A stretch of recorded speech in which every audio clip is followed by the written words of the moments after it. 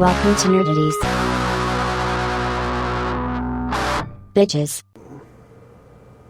No topic too absurd, no statement too asinine, no question too interesting. That's right, you saw it on the title anyway, but it's a Nerdities interview show. I am Mike. I am Justin.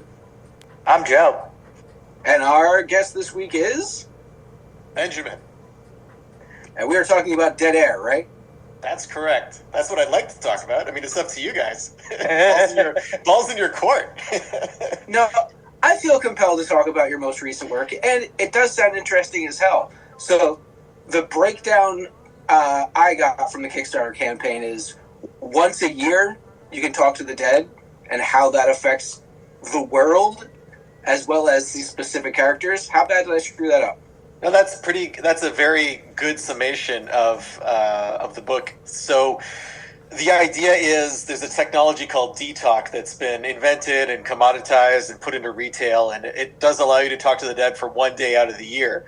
And like all technologies, we eventually get tired of it. It's like, it was cool for a while and we just move on to the next thing. It's like what we're doing right now, video conferencing. This would have blown my mind when I was like 20 years old. And now it's in our pockets. And who cares? It's with us every single day, So the whole DTalk thing is it has a huge effect on society and then it kind of gradually fades. But for the purposes of the story, the technology allows this group of characters who we see in two different time periods. One is in the mid-90s when they're in university. They're all college radio DJs. They're all, really close friends. They have all that young energy of haven't been beaten down by the world yet.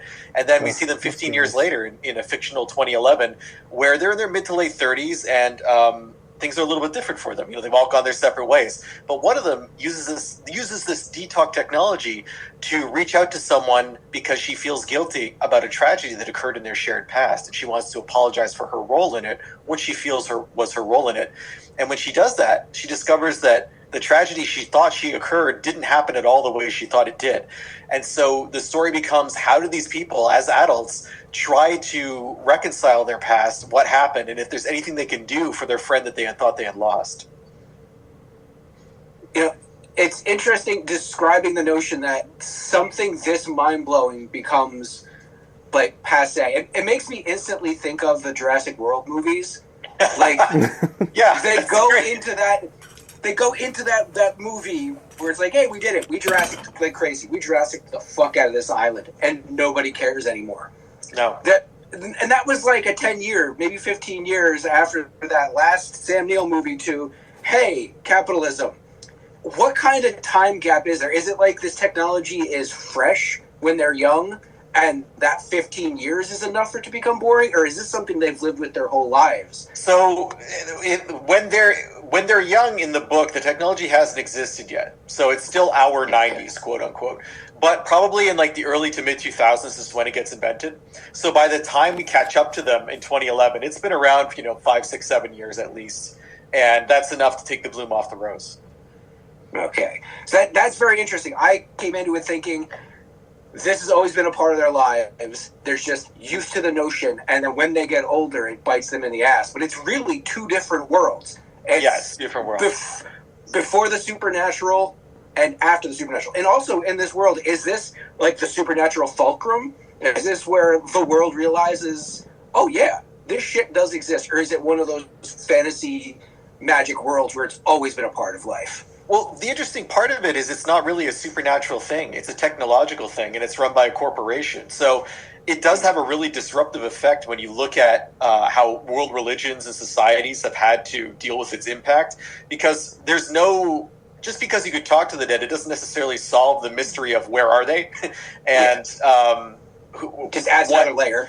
Yeah, what theological construct they might fit into, and also the dead don't have to respond. There's nothing that says they have to pick up. So just because you're reaching out to someone, there's no guarantee that you're going to be able to speak to them. Yo. So there's also this, we put in a whole bunch of rules and ways to kind of make it interesting. We have, in the book, we have a bunch of disclaimers. We did a bunch of infomercials like you would see in the 90s and early 2000s. And then at the bottom of the screen, we put all those nice fine print infomercials. And there's stuff like you have to have like a direct connection to the dead. You can't just call Kurt Cobain and expect he's going to answer. You can't be in a fan club. And there's also an 80 to 90 year window, a moving window. So you can't go back and speak to Muhammad or Jesus. You can probably get back to like the Second World War is probably your closest bet for a guaranteed connection. So stuff like that, just to make it fun and to keep it from just going completely off the rails.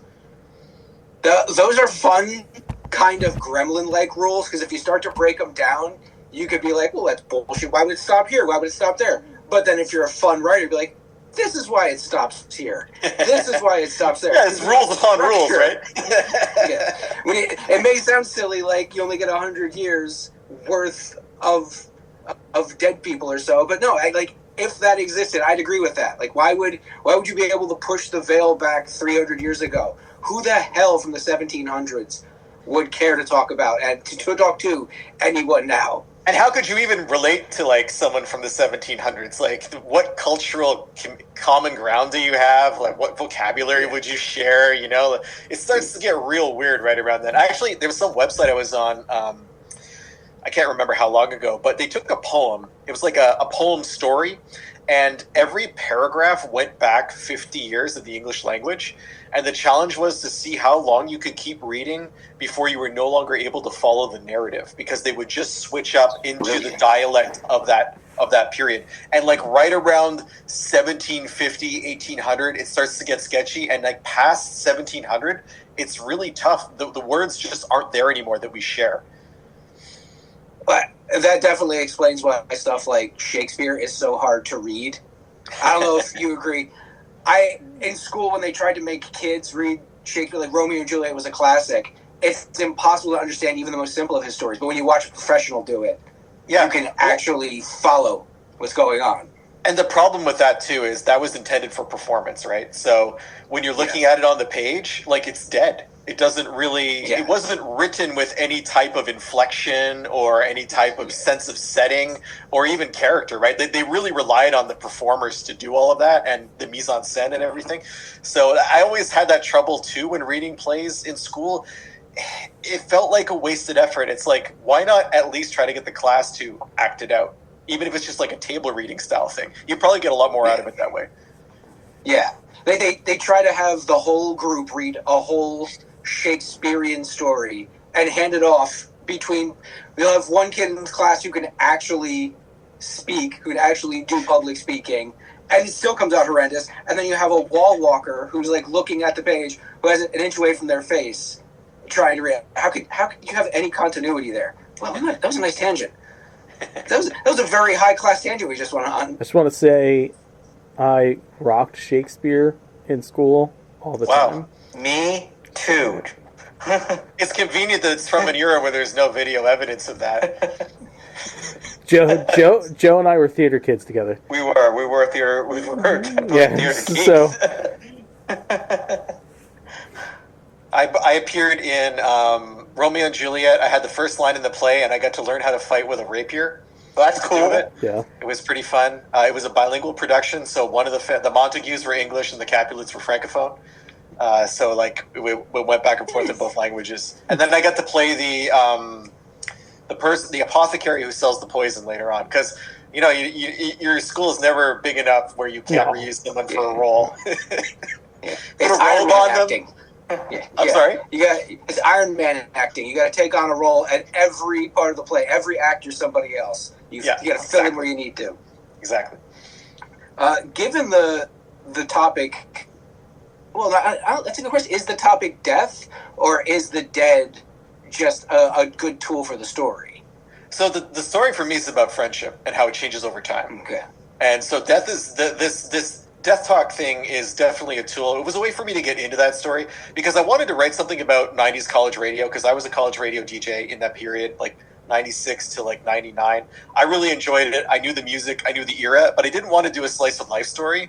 I didn't want it to be like Giant Days, but set at a radio station. It wasn't really what I was going for. And I was trying to find a way in that would be interesting for me as well as a writer and the audience. And I started thinking about, okay, so what if there's these weird signals that start coming in over the transmitter, and because these kids are they're radio DJs, they're close to it, they hear it first, whatever it is, they start trying to puzzle out this mystery, and then I'm like, well, where could these signals be coming from? Like, what would it be? And that's the pathway that eventually got me to this idea of, well, what if the dead could send signals and then we could receive them and send something back? So I kind of, once I had that, I was able to build the rest of the story around it. Cool. Yeah, I noticed the Aussie shirt that Joe's wearing. We have we have a little Aussie on the front cover of the. I saw. That was an Easter egg that our artist Joe Ing put in for me. I didn't know he was going to do that, and that's a lot of fun. I've been listening to some of your things on the SoundCloud, your Dead Air Radio. Episode 12 that you shared I connected with. There was a lot more like the harder rock. Nice. Yeah, there's good stuff on there. How long have you been doing that? So I had a radio show in this area on FM for about 18 months. I had to put it aside because, unfortunately, as you guys know, there's only so much time to do everything. And I was like, I needed to focus on books and getting those out the door and getting those ready. So it's on hiatus now. But I did about 80 shows with them. Wow. And it was cool because even though I had been a DJ in that period, going back to the 90s and doing this radio show, which Dead Air Radio, I was like, okay, I'll do genres from the book. Like each of the DJs has their own genre. And then I realized I couldn't just play the same bands that I liked over and over. I had to start digging deep into various genres. Like I found goth was super tough because a lot of the good goth music was like late 80s, and then it kind of fades out into the 90s, and it becomes like a lot of industrial and electric body music and stuff like that. So I had to search through the diaspora of these genres, and even stuff that I thought I knew well, like metal and alt rock, and Britpop too, was another one that I had really liked when I was young. And then I'm like getting into some very obscure bands and trying to track down songs that were half decent and that were interesting. And so that was fun to put together, but it was really much more challenging than I had anticipated. You had to like get yourself in the mindset of each character to be like, okay, this is, I'm gonna go from this point of view and this one. The 90s dance music kind of brought me back to. I'm just like, oh my god, it's just like I'm listening to I'm back in like elementary school and middle school again. Yeah, stuff was ubiquitous in that period. You could not escape it. Yeah. Sci-fi with a soundtrack is one of the taglines on the Kickstarter. Did you make specific soundtracks, like playlists for each issues, and how important would it be to listen along? We did we have playlists for each of the DJs' radio shows. Back when I was using Spotify, we had a couple on Spotify. They're still up on my public account there, even if I'm not active on Spotify anymore. For this issue, we have 2 on YouTube. We have an alt rock one and we have a metal one. But in terms of the show, it's the radio station itself. For this campaign, there's a tier where you can support and get it's a 3D printed cassette, like a normal size cassette. And it comes in a case, a little J card, and there's a download code where you'll get 10 episodes of Dead Air Radio. So we picked the 10 best episodes that we've done in the coolest genres, and then it's like basically 10 hours of 90s music that you can listen to while you're reading, sorry. That's smart cross-promotion. Or, I don't know if I'd call it, what would that be, a bonus? Yeah, it's a bonus. We have the station breaks and the IDs and everything in there too. There's like radio host pattern. It's like you're listening to the station. I don't do different voices, but maybe I should learn how. It's very immersive.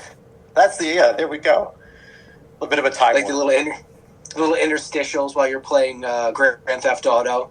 Yeah, there you go. That kind of vibe. Yeah. You have the Kickstarter running on... You got 60 hours left on the Kickstarter. I know. It's getting down to the wire. It gets some nice cancellations today to make me sweat. It's always oh boy. Yeah, but I think we'll get there. If we don't, there'll be much gnashing of teeth. But I think we'll get there. I started down the road of with death, asking if death was a real topic. Really, I expect nothing less. That's why I booked you guys, because I'm like, we're going to talk about death tonight. I'm ready. I've been looking forward to death. We talk about death, and if we have enough time, we'll talk about pizza. But pizza's more important. But we'll give death its time. Is there a seriousness to it, to the tone, or is it like there's a lightness in the face of something like death? So the fun thing about doing two different time periods is you get to meet characters at very different points in their lives, and especially when you're younger, you have this energy and this excitement about the world, and a lot of that translates into positivity.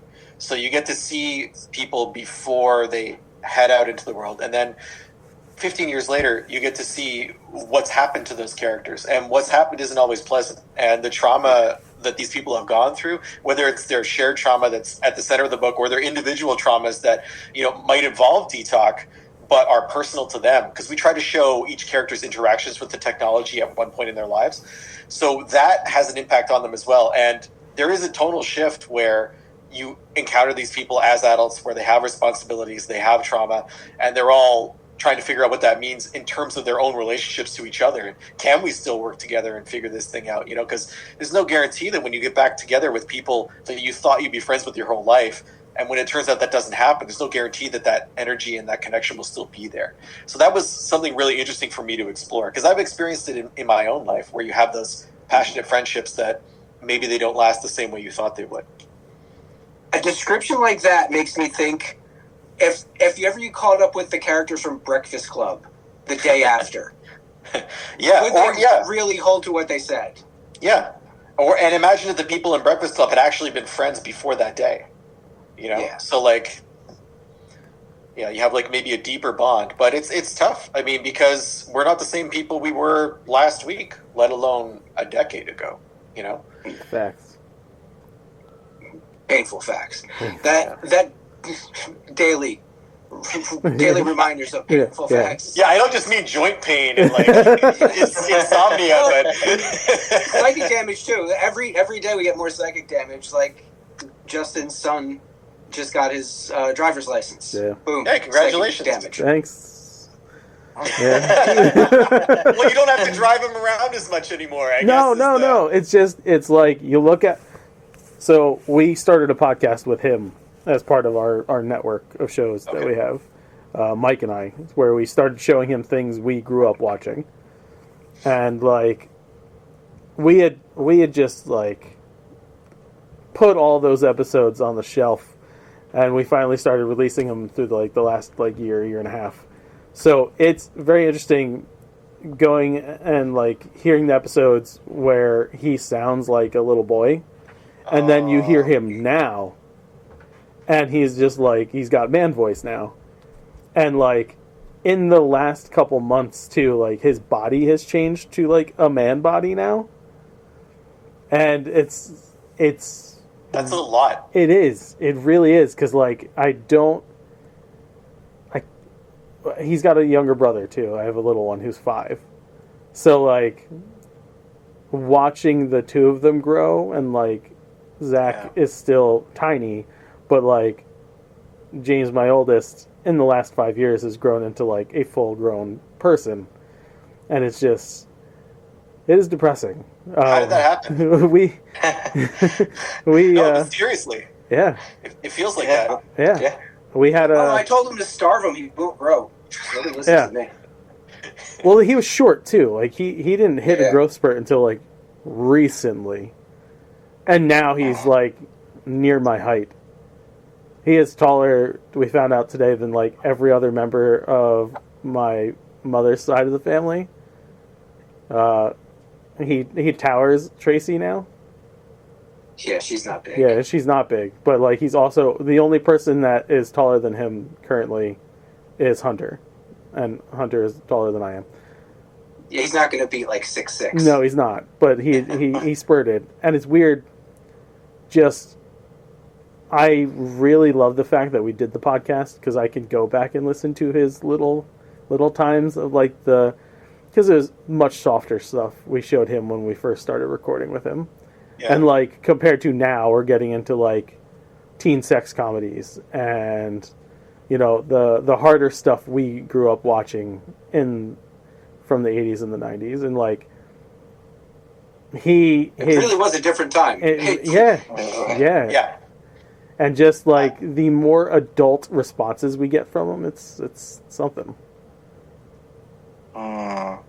It's the simple fact that you let him say "fuck" now in day-to-day life. I mean, it's not that he just says it. But I'm not going to correct him now. I'm like, you're driving, so I don't. Whatever, dude. Just try not to swear like that in front of your brother.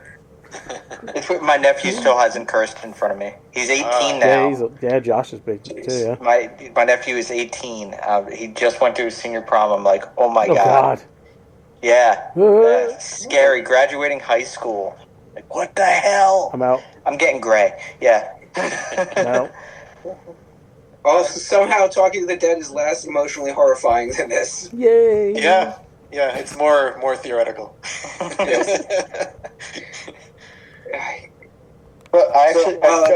But sorry, I see you also did a mixed CD. Well, it's not a mixed CD, but it is a way to, like, if you pledge for like issue 3 or all 3 issues, we'll send you a random 90s CD What? from the radio library. So Oh, like shit. I have what's that? Oh, that the nostalgia bit I love. I'll watch 90s commercials on YouTube when I'm feeling really fucking depressed. Well, so there's no guarantee on what you're gonna get. I don't Like, care. You're rolling the dice. It could be Mariah Carey. It could be Tool. It could be Kenny G Christmas. It could be Pearl Jam. Like, you're really taking a chance, but it's guaranteed to have been released between 1990 and 1999. Oh, A CNC Music Factory or some KLF. PNC Music Factory. Fuck yeah. Well, KLF. I don't know if they. Those CDs are tough to find. You know, it's weird. I find more KLF cassettes than I do CDs these days. It's super weird. That makes sense. They're more of a boombox yeah. That's band. true. But even use the word band? No, group. They're a musical group. Bands play instruments. Did you ever read their book, How to Have a Number One Hit? No. They wrote a manual for it in like 93 or 94 where they laid out all the steps they took to like make sure they would hit number 1 in Britain. And that it was all like they guaranteed you could replicate it if you followed it. It's kind of interesting. We It must have might worked, have to try if this. you've ever seen the video for Justified and Ancient, it was either knowing all the ins and outs of the business or black magic. They made a deal with the devil or had all the bases covered. Have you seen the video for What Time Is Love where it's just a car driving towards the camera for 7 minutes in a desert? It's No. like that's all it is. It's on a road, and after 7 minutes, it eventually gets to where the camera is. That's the entire video. That's cool. incredible. That's at least more That's creative cool. than Loverboy. Where Loverboy rips off the cantina scene. Just That's worse. Billy Ocean, Loverboy. Billy Yeah, Ocean. Yeah. I like that song though. Good song. It's pretty classic 80s. It's one of the most 80s things in every 80s. Yes, for sure. It's weird though. All Like it's weird that Billy Ocean though looked at the cantina scene from Star Wars and thought romance. Like that's the oddest part of that. Where he's like, "Oh, I have this song Loverboy, and I know exactly what I want to put on the screen for the music video." I think that was the director. I think Billy was too worried about his album was coming out. He's like, all right, we need it. It's the 80s, it's the early 80s. We need a music video. I trust you to make the best video we can have. All right. What are the kids like? What are the kids like? Yeah. What are we doing? You've seen Return of the Jedi, right? Oh shit. we don't No, have but any time. anyway. Yeah, we're doing it. I guess we're doing a Star Wars thing with the yak face guy. Cool.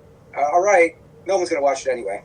Weird to think about Billy Ocean watching Star Wars in any capacity. Like even as an older man, like I'm not comfortable with that image. Just I could picture him like watching certain scenes. hey, what is this? I like this cantina stuff.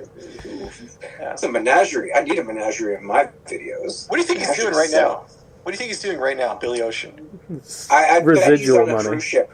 Yeah. What's Yeah, that? he's on a cruise ship right. Cruise ship? Yeah. All right. He's on a cruise ship singing Caribbean Queen. I can't argue against that. It's too plausible. Yes. Living on the cruise ship singing Yeah. Caribbean Queen. Yeah, he's honorary captain. Doesn't mean anything, but it makes me feel better about it. Yeah, he gets those wings even though it's a ship. Yeah, they won't tell him why it's wings. It's like, no, you're not senior enough to find out the secret of the ocean wings. Even the ocean's in your name. Yeah, no, just go to the wet bar. Just go belly up there. We'll let you know when your show is. Yeah. So, unfortunately, we don't have much time together today. You're a busy individual, and we're poor and don't have full Zoom. We also have so time is not. we have trivia night. Yeah, I love the idea of being on bootleg Zoom though. That's like Yeah. that's the best. That's how everyone should use Zoom. Don't pay the corporate masters at Zoom. Yeah. This is basically the equivalent of turning on the porno channel back in the 90s and Scramble waiting porn? for a boob to come in. Everything is just constant flickering.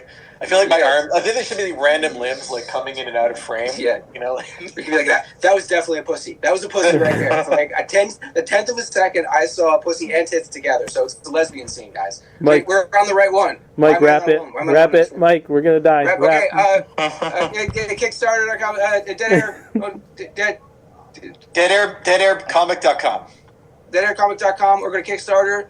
Look up Benjamin Hunting. There's different ways to do this. How much time do we have? Do we just blather? Few seconds. There's a Just a few seconds. BenjaminHunting.com. That's true. There's that Yes. too. Are we just blacks out on the screen? It will absolutely just boot us all from the call. That's awesome. So I try to catch it. Car out. I try to catch it because then editing just the complete shut off. All right, don't let me bad push you idea. to blackout then. Let's do this clean.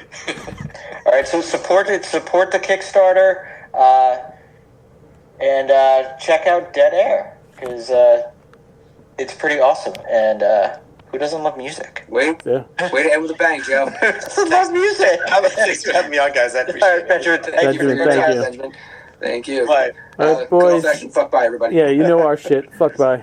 Bye. Right under the wire. Because of the end of civilization, the Clamp Cable Network now leaves the air. We hope you have enjoyed our programming, but more importantly, we hope you have enjoyed